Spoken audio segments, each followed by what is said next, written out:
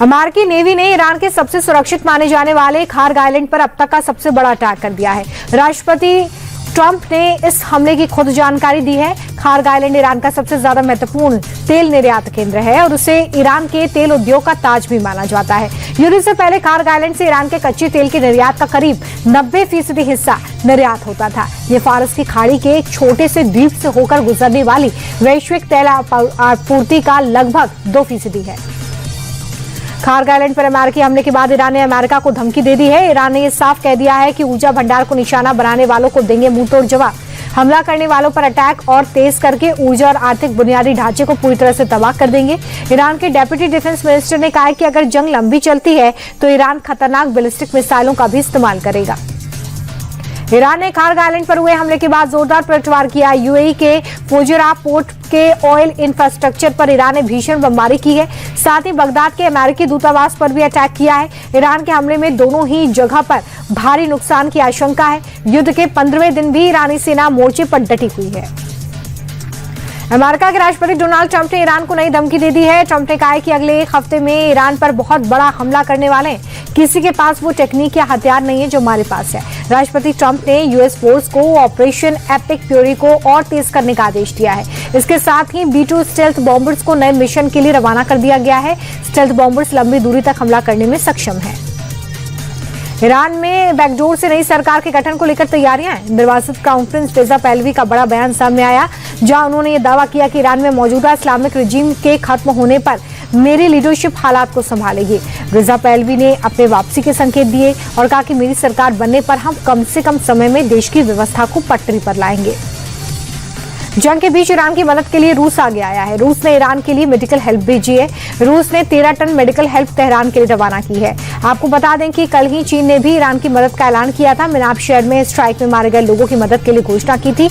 मिनाब school में मारी गई बच्चियों के लिए आर्थिक मदद का ऐलान किया गया था।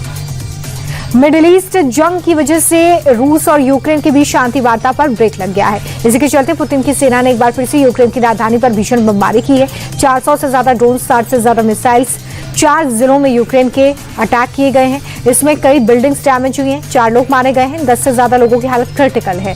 जेलेंस्की ने आरोप लगाया है कि एनर्जी इंफ्रास्ट्रक्चर पर हमला हुआ।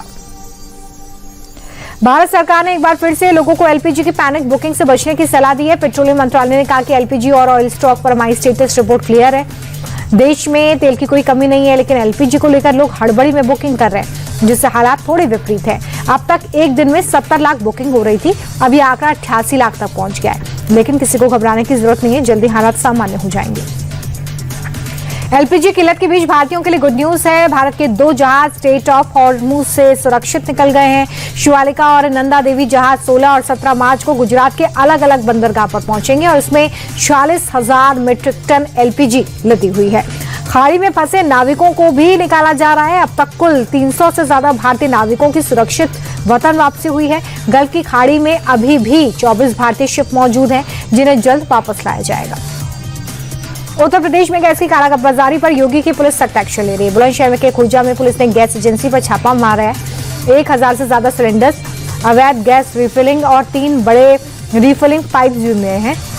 गैस एजेंसी के मालिक पर एसेंशियल कमोडिटीज एक्ट के तहत एफआईआर दर्ज हुई है। प्रशासन ने एक्शन से गैस माफियाओं में हड़कंप मचा हुआ है। पीएम मोदी ने बंगाल चुनाव का शंखनाद कर दिया है। कोलकाता के ब्रिगेड ग्राउंड से प्रधानमंत्री ने बंगाल को 18,000 करोड़ से ज्यादा की सौगात दी है। इस दौरान प्रधानमंत्री ने टीएमसी पर हमला बोला। पीएम मोदी ने कहा कि निर्मम टीएमसी सरकार लोगों का हक छीन रही है, कमीशन खोरी के लिए केंद्र की योजनाओं को लागू नहीं होने दे रही है। प्रधानमंत्री ने कहा कि टीएमसी की विदाई का काउंटडाउन शुरू हो गया है और इसलिए ममता बनर्जी बौखलाई हुई है। पीएम मोदी ने घुसपैठ के मोर्चे पर टीएमसी को जमकर घेरा है। प्रधानमंत्री ने कहा कि ममता बनर्जी घुसपैठियों को बचाने के लिए सुप्रीम कोर्ट तक पहुंच गई हैं, लेकिन राष्ट्रपति के प्रोग्राम में आने की फुर्सत तक नहीं मिली। ये लोग बांग्लादेशी घुसपैठियों को बचाने के लिए एसआईआर का विरोध कर रहे हैं, चुनाव आयोग के अधिकारियों पर हमले कर रहे हैं। लेकिन इस बार बंगाल से दीदी की विदाई तय है। कोलकाता में प्रधानमंत्री की रैली से पहले जबरदस्त बवाल भी देखने के लिए मिला। बीजेपी और टीएमसी कार्यकर्ताओं के बीच में झड़प हो गई। इस दौरान जमकर पत्थरबाजी हुई है। कई कार्यकर्ताओं के हाथ में लाठी डंडे नजर आए। बीजेपी कार्यकर्ताओं ने टीएमसी पर प्रधानमंत्री के सभा स्थल पर जाने से रोकने का आरोप लगाया। प्रधानमंत्री ने दौरे के दूसरे दिन सिलचर से असम को 23,550 करोड़ रुपए की बड़ी सौगात दी। प्रधानमंत्री ने Silchar high speed greenfield corridor का शिलान्यास किया। सिलचर से शिलांग के बीच बनने वाला ये कॉरिडोर मेघालय और असम के बीच की कनेक्टिविटी को बढ़ाने में मदद करेगा।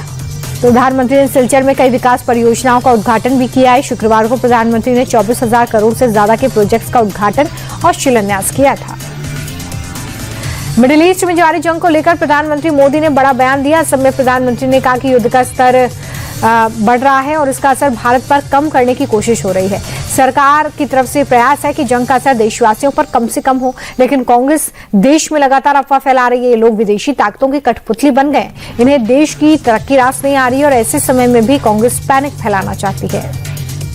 पंजाब के मोगा से गृह मंत्री अमित शाह ने मान सरकार और कांग्रेस पर निशाना साधा। शाह ने कहा कि आप सरकार में नशे के कारोबार को खत्म करने का दम नहीं है। कांग्रेस और अकाली भी इसे रोक नहीं पाए। नशे के कारोबार को कोई नहीं रोक सकता, तो वो सिर्फ बीजेपी है जो ये काम कर सकती है। 2027 में हमारी सरकार अगर बनती है तो पंजाब को नशा मुक्त बना देंगे। गृह मंत्री ने पंजाब में बड़े पैमाने पर धर्म परिवर्तन होने का आरोप लगाया और कहा कि हमारी सरकार बनते ही हम इसे जड़ से उखाड़ फेंकेंगे।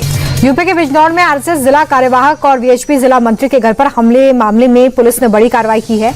आरोपी शुएब को एनकाउंटर के बाद गिरफ्तार किया गया है। दरअसल आरोपी भागने की कोशिश कर रहा था। पुलिस की जवाबी कार्रवाई में उसके पैर पर गोली लगी है, जिसके बाद उसे गिरफ्तार किया गया।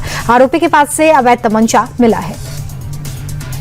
ग्रेटर नोएडा के नवादा गांव में दबंगों ने जमकर तांडव किया। गाड़ी हटाने को लेकर विवाद के बाद घर में घुसकर महिला सहित कई लोगों की पिटाई की, जिसमें 3 से 4 लोग जख्मी हैं। वारदात के वक्त मौके पर अफरा तफरी मच गई। आरोपियों ने पीड़ित के घर में भी तोड़फोड़ करने की कोशिश की।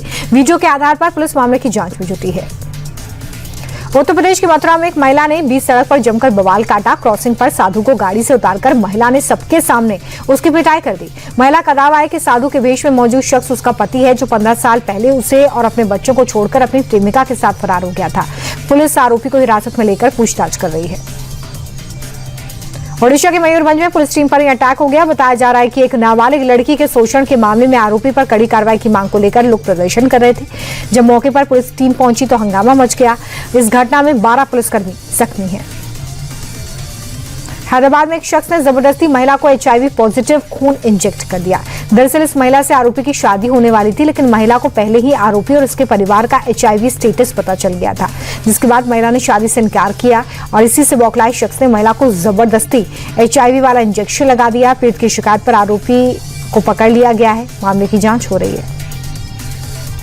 मध्य प्रदेश के खंडवा में तेंदुए का लाइव आतंक देखने को मिला है। भोपाल बाईपास पर तेंदुए ने गाय को अपना शिकार बनाया।